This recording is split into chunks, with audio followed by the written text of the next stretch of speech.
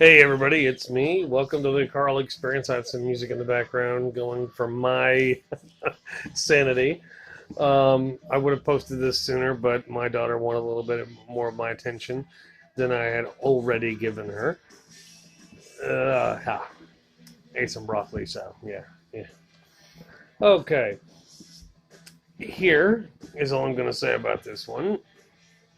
As of right now, we're under general stay-at-home orders from our governor. This means unless you're an essential worker, you should not be going outside for anything other than the essential stuff, which means for me, taking my dogs out, maybe taking my daughter out to play in the yard, and taking the trash out, stuff like that. Maybe hitting up the grocery store a couple times a week. Other than that, stay home. We already went in before this went into before this went into effect at midnight, because it went into effect today, Monday. Before it came into full effect, I went ahead and stocked up on beer because I had the extra money too. And yeah, then there's the whole government relief thing. So in about 3 weeks or so, everybody should be getting their stuff, their stimulus relief money. I'll be getting some. Been talking to some of my friends, been helping them get their crap figured out as far as how much they think they're going to get or how much they should get. Mind you, I'm not a genius at math. I've got a third grader's understanding, but I work hard when I need to figure basic math out. I know I'm not going to release how much I'm going to be getting back from that because there's no need to publicize it. Needless to say, it's going to be more than $1,000. Duh. Anyway, those of you who know how to calculate, you should already know. You're probably going to be off by about $500 if you're trying to calculate mine, and it's not anything against you. It just the details of our taxes are very tight-lipped, as you can imagine, because we're not running for president, so we don't have to worry about any of that crap. Now, one thing I would like to acknowledge is, I'll do a quick shout out here. How about that? The people I know have listened. Apparently is Sprout and Laura Witham. Sprout, love you. I'm sorry I missed your last one. I need to contact you about what you said about tattooing because I just haven't. I've been so busy with everything else. It's been a madhouse. We got learning packets today from school. Again, I guess I should shout out to Laura Witham since I did it for Sprout. Laura Witham probably has a backlog of video of talking topics to discuss at me. Not with me, at me, and she's at leisure to do so. She already knows I'm going to appreciate the feedback. I'm not the most conservative guy, but I consider myself pretty well outspoken. And apparently, at least one of my other siblings say I'm the most social, but I'm also the loudest of all the children. Well, that comes with a price to it. Sometimes breaking a few people's hearts, stepping on some toes verbally is what you have to do. It's kind of what I deal with. But anyway, Laura Witham, awesome. Sprout, awesome. If any of the rest of you are listening to this, give me some feedback. If you need to, make a video in response to it and send it to me. I'm open to it. What I'm probably going to do for the moment is make these videos, then dump them off onto my computer, compress them, and as soon as that's done, start on another video because I figure since I've got the time at the moment, yes, there's a couple things I'd like to get done, but if I don't have to worry about podcasts for like 2 damn weeks because I've already got got all those covered, then I would say awesome. What I wanted to talk about today is not the government, is not our elected officials and the CDC fear mongering, because I know it's a really unpopular opinion right now. I get plenty of flack from people for denouncing what has been spread as what we need to do. And that's why I'm thanking Laura Witham. She had me listen. I listened to a video that she passed along and found it not only eye-opening, but also very also agreeable with what I've been saying all along. We can't afford to shut the system down for one day. So now that we've covered all that, let's cover a bigger chunk, and I'm going to have to write subjects, expand upon this as I'm going through it, because, like we have anything better to do. And I realize that there's a ton, and I mean a shit ton, of other podcasts, video and audio as well, that you could be listening to or looking at. And thank you for paying attention to mine, even if it's not for that long.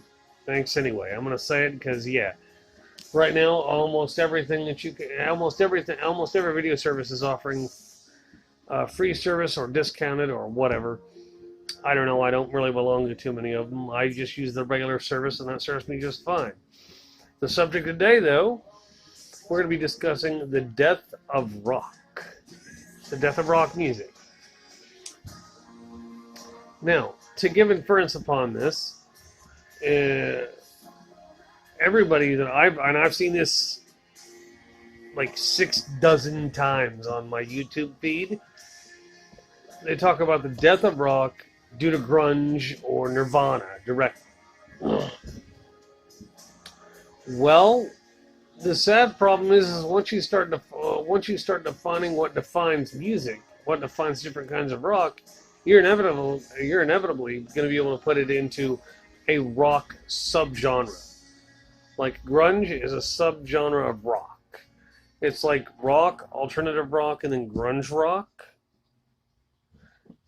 Yeah, that's actually a thing. Most of you probably already know that. You probably already know your genre.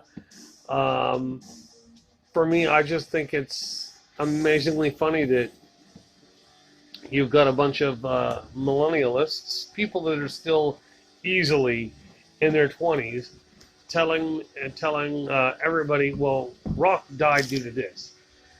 I think it's more the excuse that rock didn't die, it just changed its tone, as it does all the time.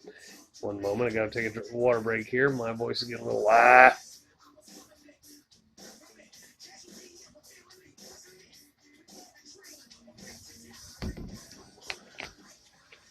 Now, having said that, if we look at the rock world was how do I put it? It was on semi-cultured basis. And I guess I can actually extrapolate on that. Rock had splintered off into so many damn subsets it wasn't funny, but most people just considered it glam rock, hard rock, hair metal, all that kind of crap, heavy metal, all those different genres. And then like Nirvana and grunge came along, and I've heard some people say, well, Nirvana wasn't responsible for yada yada yada. The issue is Nirvana, whether you want to admit it or not, Nirvana changed the entire music landscape of music. Yes, you can go back before them, listen to, Benny Goodman, Duke Ellington, Ella Fitzgerald, the Beatles, let's see, crap.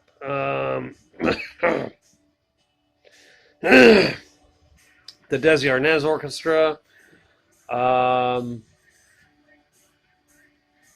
Bill Haley and his Comets. I know I'm missing tons of them, but Chuck Berry, for instance, yeah, and Fats Domino. Well, Fats Domino, you're going to a whole different genre of music. Then you're going towards more ragtime jazz, and yes, I know that's weird. And remember, this isn't gonna be the only episode dedicated to music. This is just a topic I picked, but yeah, as far as when Nirvana hit, Nirvana changed the landscape of music forever. After there was everything before Nirvana, and then there was everything after Nirvana. Now, for some of you who say, well, I don't like Nirvana, that's fine. Here's the funny part. For all those tropes that we use, well, this is inevitable. I mean, I don't like this kind of music. I don't like that kind of music. You know how many parents threw fits when the Beatles played on the Ed Sullivan Show? Like, no, I'm not kidding. I heard my own grandparents complain that Elvis Presley was a tasteless guy when he was on the Ed Sullivan Show. When the Beatles were on, I was like, well, they're too wild. They're too much like jungle music. The Beatles, yeah, jungle music. Not even trying to lie. I'm not even exaggerating. Their words to me. They were wild. They were young. They were endangering. They were saying they were the next best thing to Ray Charles and his jungle music back then. Clearly not the case. We're looking back some 50 odd years later or so, or maybe even 60 at this point. Hell, I think it's what, they came out in 1960 something. So yeah, make them 50, 60, 70 years ago. And there's that association, just like before Queen came along, and I grew up in the 80s and 90s. So for me, I grew up hearing Queen. I grew up literally on everything, from Depression era music all up until 19, all up until whatever year we were happening to listen to. My dad was listening to popular country hits. Rock and roll wasn't it wasn't as viable a music venue. It wasn't as viable as a radio thing quite yet. They had pop hits, which basically rock and roll hits back then. What we know as bubblegum pop now didn't start until the 90s. And yes, I'm aware bubblegum pop existed. It's existed for decades. Even existing decades before I was born. I'm not trying to dissimulate and disassociate those two terms. But not everybody who's done bubblegum pop, highly popular music, whether it's rock or whatever, not everybody who is a bubblegum pop person turns out to be a one-hit wonder. I mean, look at Ricky Martin and Menudo. He moved on from Menudo. He released songs like She Bangs, Livin' La Vida Loca. I could list a few more, but I'm not going to bother. Those are literally She Bangs, and Livin' La Vida Loca were his two greatest hits. He had a couple of other minor hits that came really close to those, but those are the two best ones. Now, then, there's just this huge thing about, because when Nirvana came out, they were in Teen Heartthrob magazine, Tiger magazine. They weren't even teenagers. Well, not like true teenagers. They weren't supplantingly young. I mean, hell, it wasn't too long before they were age to start having kids. So yeah.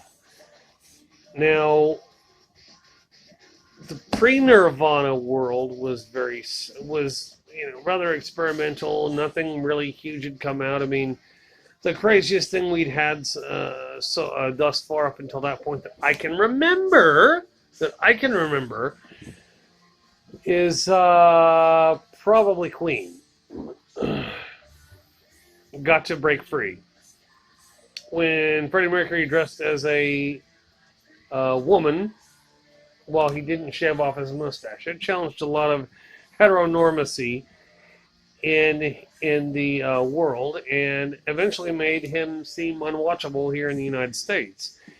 Their popularity waned after that video was released on MTV. Yes, back when it used to play music videos. Yes, I'm that old. But most of you know that already. Long before Tia Tequila was getting her groove on with both boys and girls. Now, the biggest issue is being why did people hate Nirvana? Why did so many people, or why do people nowadays, even better yet, why do people even nowadays claim that Nirvana didn't change the music scene forever? Me, I'm a firm believer that Nirvana changed everything. Like, you had a certain quality of music come out before Nirvana. I'm not banging the music before Nirvana. But Nirvana changed the landscape. When they went big and hit it nuclear and blew up the entire planet, they changed everything. I mean, some people are like, well, I don't listen to them, they're not going to affect me. Actually, if you listen to even say R&B, you listen to R&B today or rap, you will find influences from Nirvana. You will find it. A lot of people don't like to admit it, especially rappers and gangster rappers and R&B artists. They will unknowingly pluck from a song and pluck something that came from Nirvana. Yes, you could say the same thing about chamber music or classical music, Beethoven, Bach, all that kind of crap. I still listen to that music myself.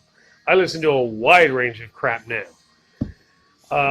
For instance, to cite another example, just like Nirvana.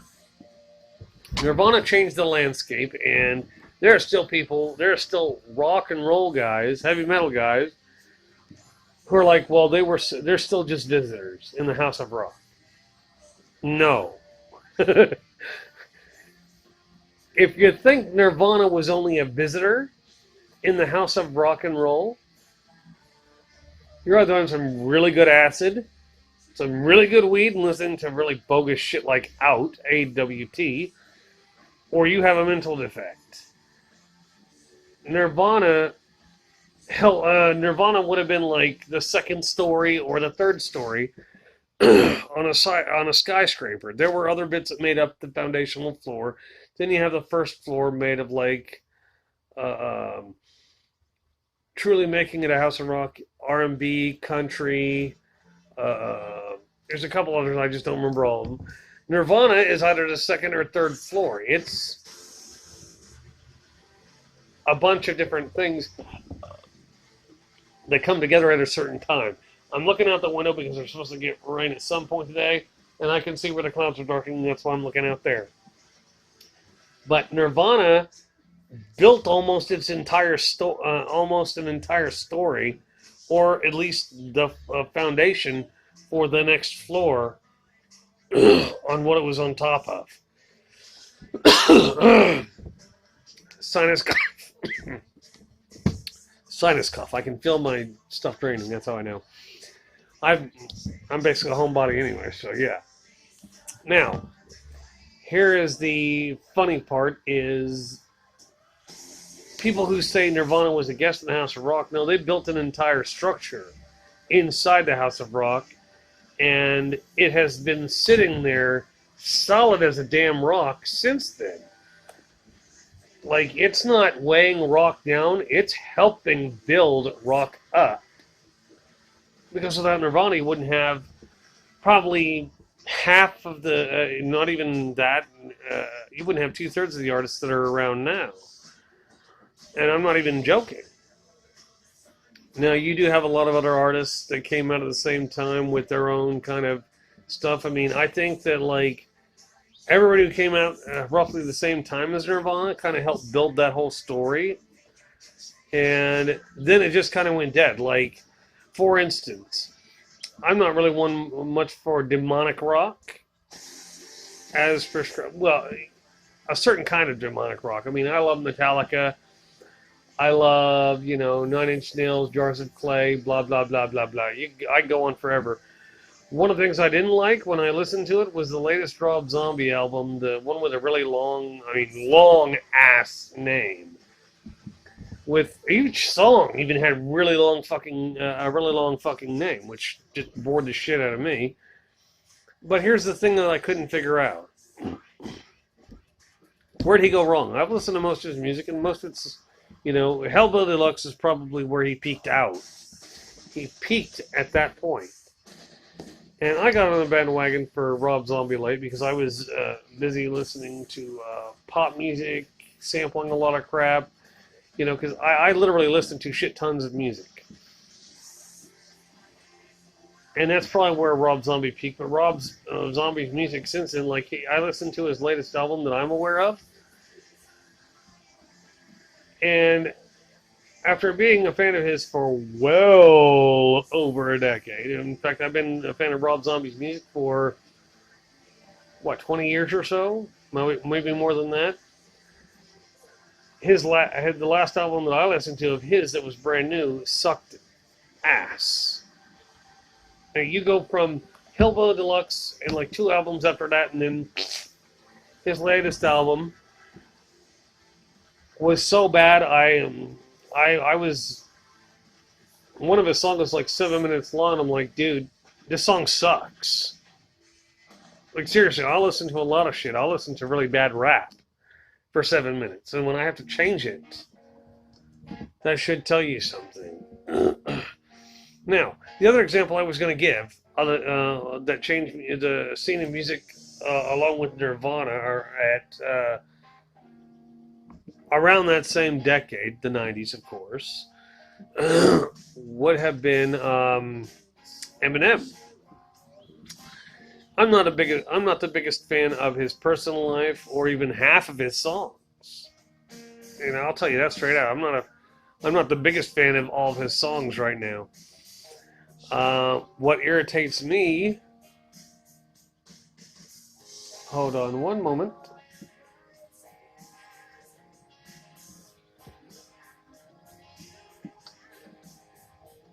Get out of the car, people. Yeah, sorry, I have to keep an eye on cars around here because people enjoy being idiots.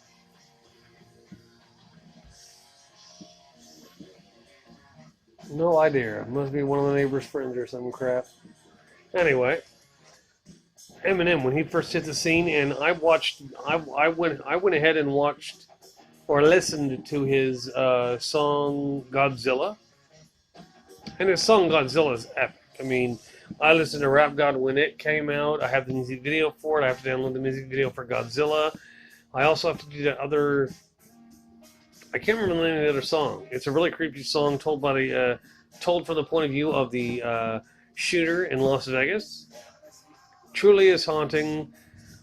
I got chills listening to the entire song. I watched the music video for both, and I was actually really impressed. I mean, I watched Rap God. Okay, it was pretty good. Then I listened to Godzilla. It's like he broke his own record. Now, to the point of it, people who say that Nirvana were only visited, where they were only visitors in the House of Rock. Okay, let's see you do better. Let's see you explode onto the music scene and change the entire world. We can go back in time and look at the same thing with Eminem, a.k.a. Slim Shady, or a.k.a. Marshall Mathers. Now, my reasoning for this, for comparing Nirvana to Eminem, is they both changed their perspective. They both changed the world. Now, I know some of you probably never listened to Eminem, are never going to listen to Eminem, and you don't have to, at all. But being as how I listen to so many things, and I've noticed the culture, you can see Eminem's gravitas in the rap industry, or R&B industry even. You can see the gravitas of his career. His career isn't just some fleeting moment that just he keeps stringing along. He is influencing his chosen genre of music. Period. You can't deny it. If you try to, you're just going to look like an idiot. I don't suggest you listen to his whole repertoire of music. Did I think all of Eminem's hits are great? No. In fact, I hated Stand. I really didn't like Stand. It's listenable. I liked the beat. I liked everything but the words in it. And then they threw in Dido with it, and Dido made it somewhat listenable, but not really. Oh, heartburn. Probably gonna have to eat lunch after this. Ugh. But yeah.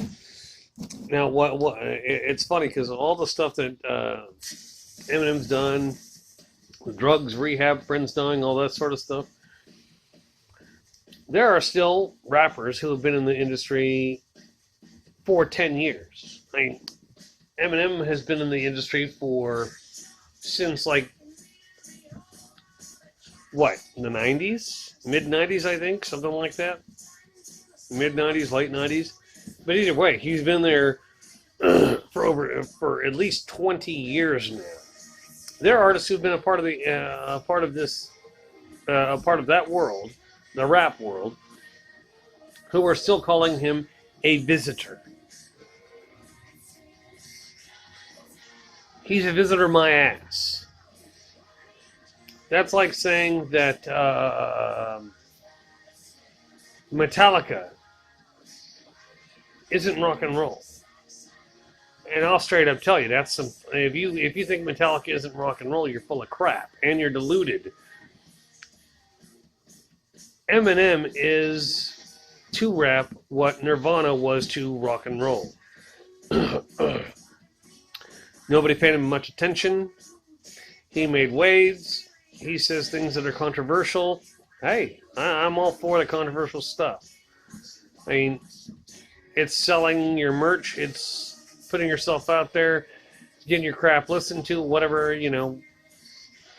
You're not doing me any harm. You might, other kids might be taking your shit literally because they're too stupid to think on their own. And impressionable youths who are going through difficult times in their lives often listen to it with idolatry in their eyes. They look up to you and think that they should be doing that. Am I saying that Eminem's lyrics are the best? No. But he is a lyrical genius. You listen to Godzilla at the end, and you'll see how good of a lyricist he is. I mean, how else you beat your own damn world record? He had, 250 or 500 syllables done in less than 2 minutes? And he shatters that record with Godzilla. So all the R&B artists who are like, well, I've been a part of this industry for 15 years. And Eminem, he is just a visitor in this world. It's like, no, he's not. You are a visitor. If Eminem is a visitor into the rock world, then so is Machine Gun Kelly. So is Bone Thugs and Harmony. So is Busta Rhymes. So is Dr. Dre. Everybody who thinks I'm being weird about that, they all those people that I just named, all of them sampled from the artists before them and have been sampled by God knows how many artists since they came out.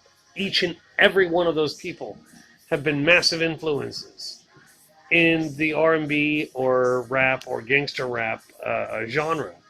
They're not small names. These are huge people like Bone Thugs and Harmony and Busta Rhymes. If you don't know who those people are, if you don't at least know the name, I encourage you to go look them up. Like Busta Rhymes, his work in the the mid-90s, late 90s, early 2000s was awesome. His work with the trying to remember the name of the movie. He did a really badass movie with Bridget Fonda. Kiss of the Dragon. He did some awesome work with that soundtrack. So if you want something that's not so gangster rappy with the really crappy lyrics, go listen to that soundtrack. Look up some by Busta Rhymes. If you don't know Bone Thugs and Harmony, all I can say, look up Crossroads. I'm sure there's a compendium of songs by Bone Thugs and Harmony on YouTube. But yeah, everybody who is on par has been a part of that whole movement for years. No, I have no idea why my screen's going wow, wow, wow, wow.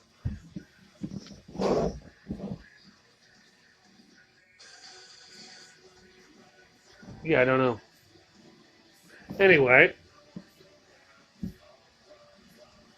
maybe it's because of a movement. Who knows? Yeah, it might be. Okay, now here, I want to. The reason I compare Nirvana and Eminem in the same boat, they have both changed their respective genres, the bass genres, which is rap and rock and roll. And you guys can argue this with me if you want. I mean, I don't give a damn if you do or not. I mean, I'm just looking back and saying, what the hell? We have done some amazing things. But with that, I'm going to end this podcast. I will be recording more. I might even shout out another one tonight. I'm not sure what my next podcast is going to be about yet. I haven't decided yet. It's kind of a go as you think thing. Yeah, and I'm sure I have plenty of people willing to give me feedback. But yeah, give my stuff a listen, see if you like it. I think next we'll start talking about tech stuff. Technology workers, maybe. It'll probably have a small. I'll probably have a small snippet of the update. If it's on later tonight, then I won't do the small snippet unless something hugely tragic happens.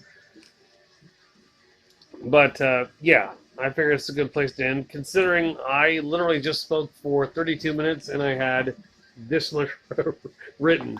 Like, no shit. Seriously, I only had that much written. I'd like to give a shout out again to Sprout the Anti-Hero. You keep on melting faces and rocking on. Laura with them, I have no doubt you have a lot of things going on. And when you have the time to respond, you'll respond in kind, I'm sure.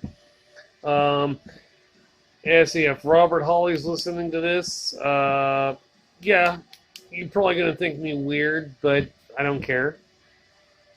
You stop doing your podcast, I'm still doing mine. I enjoy doing my podcast. It's kind of fun to just see, Corey Morgan, I heard about your medical stuff. It's kind of insane, but yeah, you say you did make a recommendation. Yeah, I can talk. You made a recommendation about a show topic, and I still haven't heard anything. Yeah, I know I'm beating that horse to death, Corey. I don't give a damn. It's not like I have anything better to do right now. If I do, it's stuff that I can do at random. I'm thinking about on my next podcast, maybe having my daughter join me for something silly, maybe talking about kid shows. I'm not sure. I really don't watch the kid shows with her. Did that with my older kids, my younger child, not so much. And I'm also thinking about doing another podcast about polyamory. Maybe something tied to transvestite, transsexualism, something like that. I'm going to talk to a few people I know, see if I can't get a consensus view, or possibly even a guest on these videos. But yeah, it's not so much I need a guest.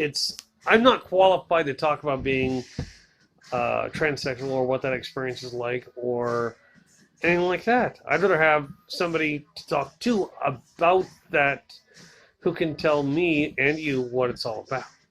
or it from their lens of experience, which is what I believe this whole podcast is about. Is you hearing my lens and you shouting you showing me your lens of experience. That's why I love the feedback, and yeah, I think it might be something awesome. We'll have to see how it works out. I might even be able to get my friend Sean. I might be able to get him on the wire through Anchor, maybe, and we could do an interview with him and go over some of the stuff that's going on over in his neck of the woods, which is across the pond over in the Isle of Man in the UK. Yeah, I'm going to give a shout out to Sean, too, for being a stand-up guy. Yeah, that's about it. That's about all I have for today. If anybody knows, what is it? Kayla Leatherman, I think it is. No, Kayla Horton. If you know who Kayla Horton is, and you find her online, say hey. I actually miss seeing her online and talking to her. Apparently, she had some sort of meltdown, which is tragic, and I really do feel for her, considering I've known her throughout the years, so she's been pretty cool. And she's been one of those friends who didn't block me or anything like that throughout the years. So, yeah. If you guys want to share this podcast, go ahead. It's not a child-friendly podcast. It's not intended for children. So I probably should announce that at the beginning of it, right? That's why it's called an adult podcast, not for children. But I'm going to tag y'all out, and y'all have a great one. That was my wife calling, so I got to get off here. Peace out. It's been the Carl Experience, Season 2, Episode 15. Peace.